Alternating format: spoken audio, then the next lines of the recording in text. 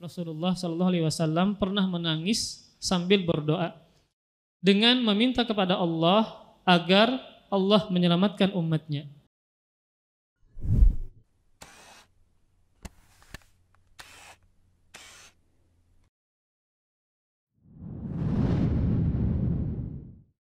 Innal hamdalillah nahmaduhu wa nasta'inuhu wa nastaghfiruh wa na'udzu billahi min shururi anfusina wa min sayyiati a'malina may yahdihillahu fala mudilla lahu wa may yudlil fala hadiya lahu wa asyhadu an la ilaha illallah wahdahu la syarika lahu wa asyhadu anna Muhammadan abduhu wa rasuluhu la nabiyya ba'dah.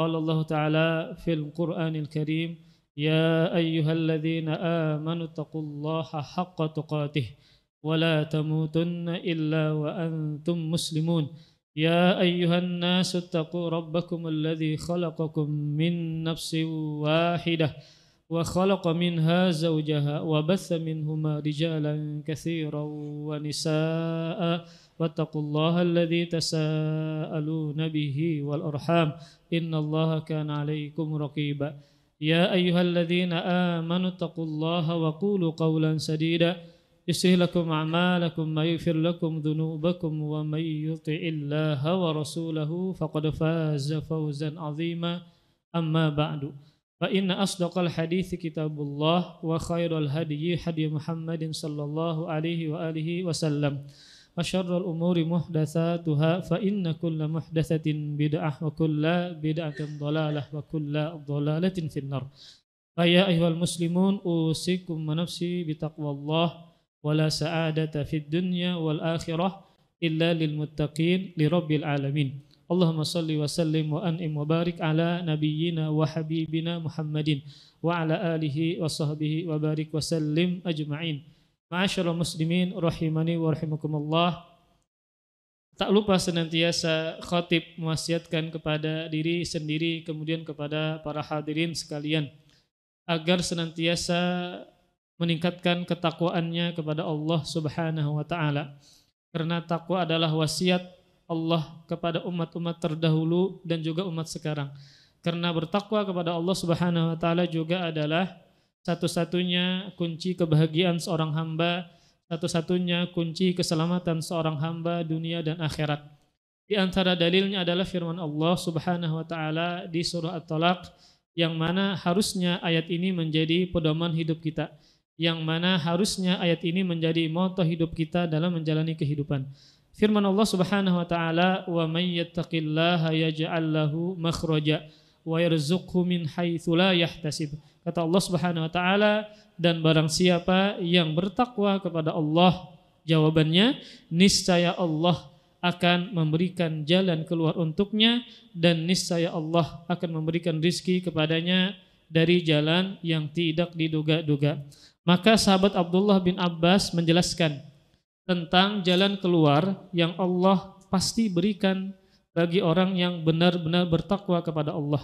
Beliau mengatakan makhrajan yunjihi min kulli kurabid dunya wal akhirah, yaitu jalan keluar dari segala kesulitan dunia dan jalan keluar dari segala kesulitan yang ada di akhirat.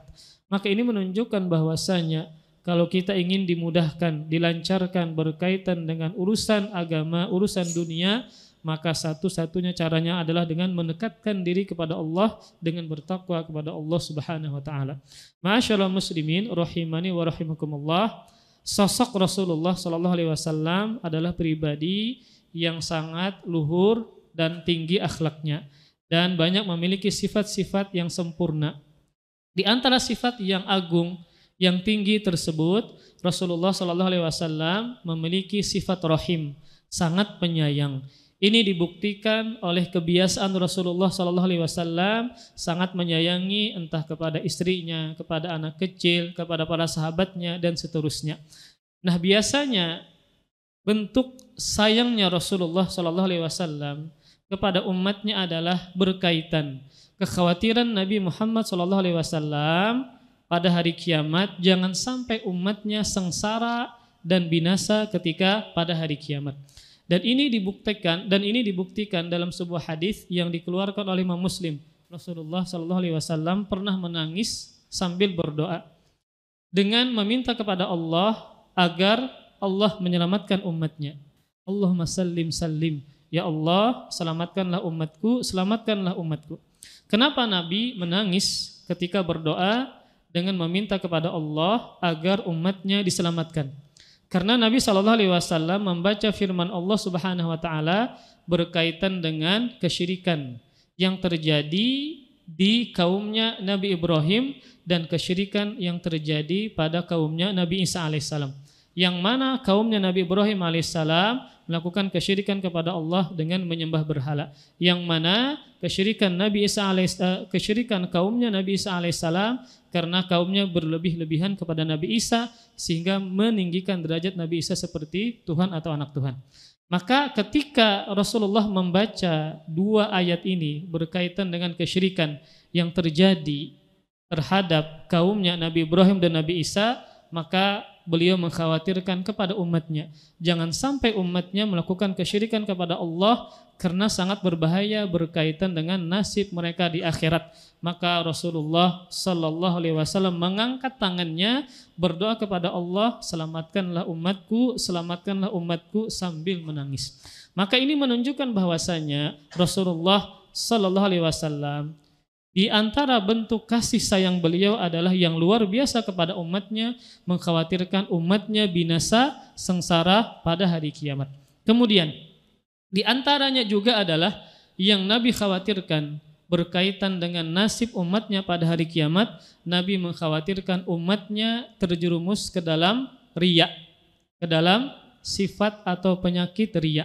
Dalam sebuah hadis yang sahih, yang hasan, Rasulullah Shallallahu Alaihi Wasallam bersabda di hadapan para sahabatnya, yang mana para sahabatnya ini tentu kita tahu mereka adalah orang-orang soleh, mereka adalah orang-orang yang sangat kuat imannya, yang siap berjihad di jalan Allah, berani mati karena agamanya Allah Subhanahu Wa Taala. Namun Nabi tetap mengkhawatirkan mereka terjerumus ke dalam riya ini. Sabda Rasulullah Shallallahu Alaihi Wasallam, sesungguhnya yang aku khawatirkan menimpa kalian adalah syirik kecil. Kemudian para sahabat bertanya, apa itu syirik kecil wahai Rasulullah sallallahu alaihi wasallam? Maka Nabi sallallahu alaihi wasallam menjawab, yaitu riya.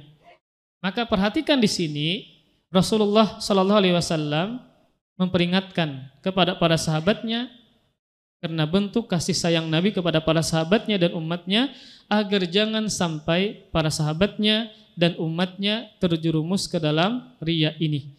Yang mana biasanya riya ini terjadi dan menimpa orang-orang soleh, orang-orang yang baik. Kenapa demikian? Karena ketika mereka beribadah tujuannya adalah agar dilihat oleh orang dan orang-orang ini akan memuji si ahli ibadah tadi.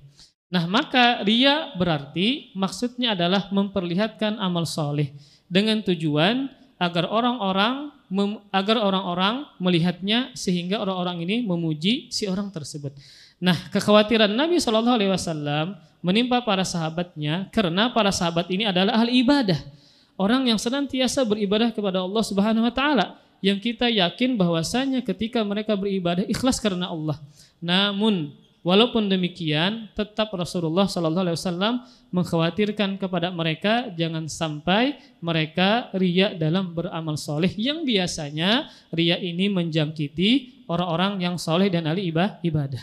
Kemudian ma'asyiral muslimin rahimani wa rahimakumullah, dalam hadis ini juga mengisyaratkan bahwa syirik terbagi dua. Kan Nabi menyebutkan hadis ini ada syirik kecil berupa riya. Maka ini menunjukkan bahwa syirik terbagi dua. Yang pertama syirik besar, yang kedua adalah syirik kecil. Maka maksudnya syirik besar adalah yaitu menyamakan makhluk dengan Allah Subhanahu wa taala pada sesuatu yang khusus untuk Allah, seperti ibadah. Maka ibadah harus hanya dipersembahkan kepada Allah Subhanahu wa taala. Seperti doa, ketika dia berdoa kepada Allah namun dia juga berdoa kepada selain Allah, maka dia melakukan syirik besar. Yang mana syirik besar ini, maka musibahnya luar biasa. Inilah yang sangat dikhawatirkan oleh Nabi SAW yang bisa menghampiri umatnya ketika berkaitan dengan syirik besar, berkaitan dengan nasib mereka pada hari kiamat. Maka seseorang yang melakukan syirik besar, maka semua amal ibadah yang mereka telah kerjakan bagaimanapun banyaknya, bagaimanapun perjuangannya ketika mereka beribadah, melakukan syirik besar, maka semua amal ibadah mereka menjadi terhapuskan, tidak bernilai sama sekali di sisi Allah Subhanahu wa taala. Ini sebagaimana firman Allah Subhanahu wa taala, la in asyrakta la yahbatanna 'amaluk. Sungguh engkau wahai Muhammad, jika melakukan kesyirikan maka gugurlah amalanmu yang telah kau kerjakan. Maka ini adalah syirik besar. Kemudian yang kedua jenisnya adalah syirik kecil. Apa makna syirik kecil? Maka syirik kecil adalah maknanya setiap perbuatan yang dalam nas Al-Quran maupun hadis dikatakan sebagai syirik namun tidak sampai kepada syirik besar. Kalau syirik besar itu ketika dia beribadah kepada Allah dan beribadah kepada selain Allah, maka dikatakan sebagai syirik besar, seperti berdoa kepada selain Allah Subhanahu wa taala. Nah, adapun syirik kecil ini dia dikatakan sebagai syirik dalam nas baik hadis maupun Al-Quran, namun tidak sampai kepada derajat syirik besar. Tidak sampai orangnya beribadah dan menyembah kepada selain Allah Subhanahu wa taala. Contohnya adalah seperti bersumpah dengan nama selain Allah. Nah, maka bersumpah dengan nama selain Allah dalam hadis Rasul katakan sebagai syirik. Namun para ulama menyebutkan ini bukan syirik besar tapi syirik kecil. Kenapa demikian? Karena ketika seseorang itu bersumpah dengan nama selain Allah, maka sejatinya dia hanya berlebih-lebihan kepada makhluk tadi, bukan menyembah dan beribadah kepada makhluk. Sehingga para ulama menyimpulkan orang yang bersumpah kepada selain nama Allah maka dikategorikan sebagai syirik kecil. Nah, termasuk syirik kecil adalah riya ini, yang mana ketika dia beribadah kepada Allah maka tidak hanya semata kepada Allah, namun tujuannya juga agar dia dilihat oleh orang-orang, sehingga orang-orang akan memujinya, maka tidak sampai kepada taraf dia menyembah kepada selain Allah Subhanahu wa taala. Nah, kemudian walaupun riya ini dikatakan sebagai syirik kecil, namun bukan berarti dosanya dosa kecil. Tetap dia syirik kecil tapi dosanya dosa besar. Maka makna dari dosa besar adalah setiap perbuatan yang terancam dengan siksa pada hari kiamat. Nah, maka ketika ada sebuah perbuatan yang diancam dengan siksa neraka pada hari kiamat, berarti perbuatannya adalah dosa besar. Nah, riya ini adalah dosa besar sekalipun namanya syirik kecil. Apa dalilnya? Ada sebuah hadis yang sahih yang dikeluarkan oleh Imam Muslim tentang 3 golongan yang mana mereka diadili pertama kali pada hari kiamat, kemudian mereka juga yang pertama kali dimasukkan ke dalam neraka sebelum golongan-golongan yang lain. Nah, kenapa 3 golongan ini masuk pertama kali ke dalam neraka dan diadili pertama kali di sisi Allah Subhanahu wa taala? Maka golongan yang pertama adalah seseorang yang berjihad di jalan Allah Subhanahu wa taala. Luar biasa, amalan yang sangat luar biasa. Namun ternyata ketika dia berjihad di jalan Allah, tujuannya adalah bukan semata-mata karena Allah. Namun dia ketika berjihad di jalan Allah dengan kekuatan fisiknya, kemahiran dalam menggunakan senjata, ternyata dia niatnya adalah untuk dipuji agar orang-orang mengatakan dia adalah orang yang pemberani. Nah, karena tujuan tadilah dia ingin mendapatkan pujian, ingin dilihat orang-orang, berarti riya. Ternyata orang yang berjihad ini tujuannya bukan karena Allah ingin dipuji, Allah seret wajahnya kemudian dilemparkan ke dalam siksa api neraka. Kemudian golongan yang kedua adalah seorang penuntut ilmu agama, orang yang mempelajari Al-Quran. Nah, orang yang jenis yang kedua ini juga penuntut ilmu agama, ya, orang-orang yang belajar dan mengajarkan Al-Quran. Ternyata ketika dia menuntut ilmu agama, tujuannya adalah untuk dikatakan dia adalah orang yang berilmu, agar orang-orang mengatakan dia orang yang alim, sehingga Allah lemparkan juga ke dalam neraka karena niatnya tersebut riya, ingin dipuji oleh makhluk. Kemudian golongan yang ketiga yang Allah adili pertama kali, yang dimasukkan ke dalam neraka pertama kali karena riyanya adalah seseorang yang banyak memiliki harta. Kemudian orang ini banyak menyedekahkan hartanya, namun dengan hartanya tersebut tujuannya adalah agar dia dipuji oleh orang-orang, agar dia dikatakan sebagai orang yang dermawan. Nah, ternyata ini pun juga Allah lemparkan ke dalam api neraka. Ini menunjukkan bahwasanya seseorang yang beribadah riya itu adalah dosa besar yang terancam dengan siksa Allah Subhanahu wa taala. Ma'asyiral muslimin rahimani wa rahimakumullah. Ternyata riya ini Rasulullah lebih khawatirkan dibandingkan dengan fitnah Dajjal, dibandingkan dengan munculnya Dajjal pada hari kiamat. Ternyata keburukan karena riya lebih Nabi takutkan dan khawatirkan menimpa umatnya dibandingkan dengan fitnah dan munculnya Dajjal. Kita sudah mengetahui bagaimana kehebatan Dajjal yang luar biasa. Dia bisa menciptakan surga versi dia sendiri, dia bisa menciptakan neraka versi dia sendiri. Dia bisa berpindah tempat dengan sekejap, dia bisa menurunkan hujan dengan izin Allah Subhanahu wa taala. Luar biasa hebatnya. Luar biasa fitnah dan keburukan Dajjal pada hari kiamat. Namun ternyata ada sebuah hadis yang mana Nabi SAW sabdakan di hadapan para sahabatnya. Kata Nabi SAW, maukah kalian aku kabarkan dengan sebuah perkara, yang perkara ini lebih aku khawatirkan dibandingkan dengan fitnah Dajjal. Maka para sahabat menjawab, tentu wahai Rasulullah SAW. Maka Nabi menjawab, yaitu syirik yang tersembunyi. Syirik yang tersembunyi. Apa itu? Rasulullah mencontohkan seseorang yang berdiri, lalu dia sholat. Kemudian ada seseorang yang masuk, maka dia memperindah sholatnya karena seseorang yang masuk ini sedang melihat dia lagi sholat. Nah, maka berarti ini adalah salah satu contoh dari riya.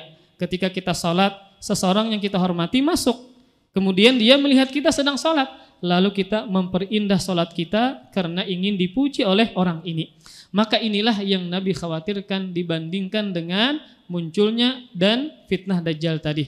Maka kenapa demikian? Kenapa riya ini lebih Nabi khawatirkan dibandingkan dengan fitnah Dajjal?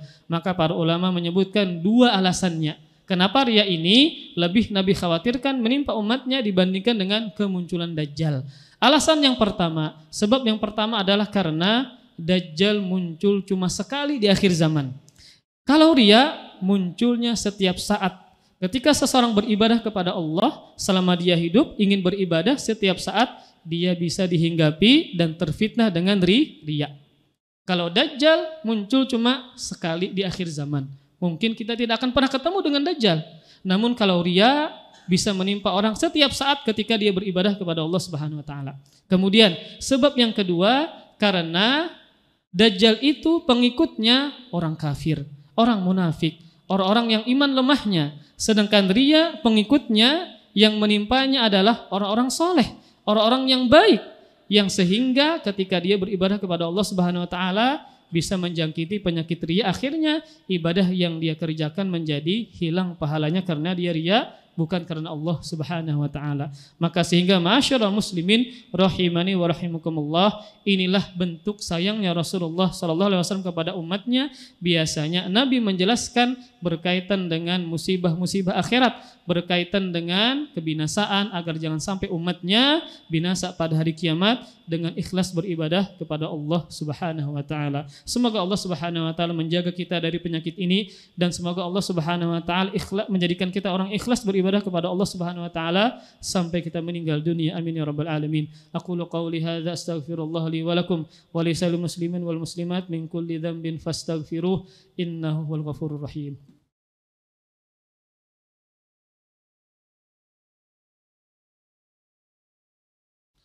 Alhamdulillahi rabbil alamin wassalatu wassalamu ala nabiyyina wa habibina al-mustafa Muhammadin wa ala alihi wa sahbihi wa barik wa sallim ajma'in. Ma'asyiral muslimin rahimani wa rahimakumullah. Bertakwalah kepada Allah Subhanahu wa taala, karena dengan bertakwa Allah akan memudahkan kita menuntut ilmu agama dan memahami ilmu agama. Sebagaimana firman Allah Subhanahu wa taala, wattaqullah wa yu'allimukumullah wallahu bikulli syai'in alim. Kata Allah Subhanahu wa taala, kalian bertakwalah kepada Allah dan Allah akan memberikan ilmu kepada kalian dan Allah Maha mengetahui terhadap segala sesuatu. Nah, ketika seseorang ini benar-benar bisa bertakwa kepada Allah, pasti dan niscaya Allah akan memudahkan dia menuntut ilmu agama. Allah akan memberikan dia ilmu dengan cara memudahkan dia menuntut ilmu agama. Ma'asyiral muslimin rahimani wa rahimakumullah. Ada beberapa cara dan kiat agar kita terhindar dari penyakit riya ini. Maka yang pertama tentu dengan memperbanyak doa kita kepada Allah Subhanahu wa taala. Sandarkan hati kita, sandarkan amal soleh kita, maka semua amal soleh yang kita kerjakan tidak bisa terjadi kecuali dengan izin Allah Subhanahu wa taala. Maka berdoalah kepada Allah agar Allah memberikan keikhlasan setiap ibadah yang kita kerjakan. Kemudian yang kedua, di antara cara agar kita terhindarkan dari penyakit riya adalah dengan berusaha untuk menyembunyikan amal soleh. Maka amal soleh yang kita kerjakan terlebih adalah amalan sunnah seperti baca Quran, berzikir, salat sunnah, maka diperintahkan dan paling afdalnya ketika dikerjakan di dalam rumah. Kenapa demikian? Karena ketika di dalam rumah tidak kelihatan oleh banyak orang. Maka termasuk amal yang utama ketika kita mengerjakannya secara sembunyi-sembunyi, bukan secara terang-terangan. Bahkan ada sebagian amal soleh diberikan keutamaan yang khusus ketika dia menyembunyikan amal solehnya, seperti sedekah.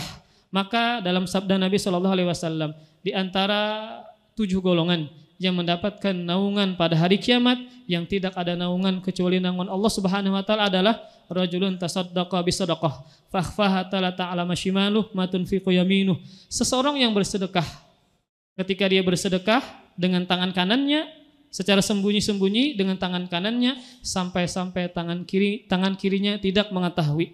Ini adalah sebuah ungkapan ketika dia bersedekah maka dia dengan sembunyi-sembunyi sampai-sampai orang yang terdekat dengannya, istrinya tidak mengetahui dia sedang bersedekah.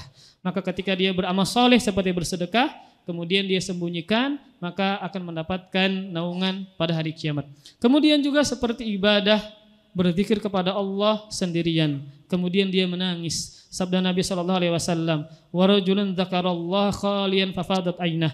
Yang mendapatkan naungan pada hari kiamat adalah seseorang yang berzikir kepada Allah Subhanahu wa taala, mengingat dosa-dosanya kepada Allah Subhanahu wa taala sendirian, bukan pada keramaian. Di dalam kamarnya dia menangis karena Allah Subhanahu wa taala, maka juga mendapatkan salah satu naungan pada hari kiamat yang tidak ada naungan kecuali Allah Subhanahu wa taala. Maka ma'asyiral muslimin rahimani wa rahimakumullah, maka pentingnya kita menjaga hati agar senantiasa kita beramal soleh sehingga amal soleh yang telah dan sedang kita kerjakan dibalas dengan sebaik-baik balasan ketika kita mengerjakannya ikhlas karena Allah dan sesuai dengan tuntunan Rasulullah sallallahu alaihi wasallam. Semoga Allah Subhanahu wa taala senantiasa menjaga keikhlasan kita dalam beramal soleh sampai kita meninggal dunia. Amin ya rabbal alamin.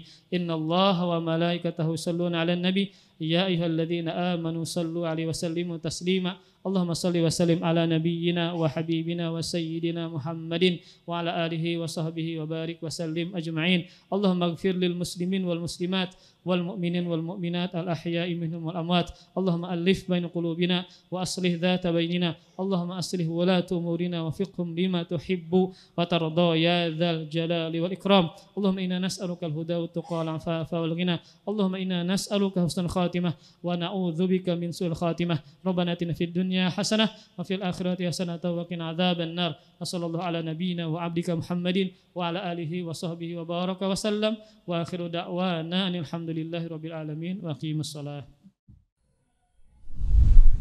Terima kasih, jazakumullah khairan wa barakallahu fikum. Video ini dibuat atas partisipasi dari donasi Anda. Semoga menjadi amal jariah bagi Anda semuanya.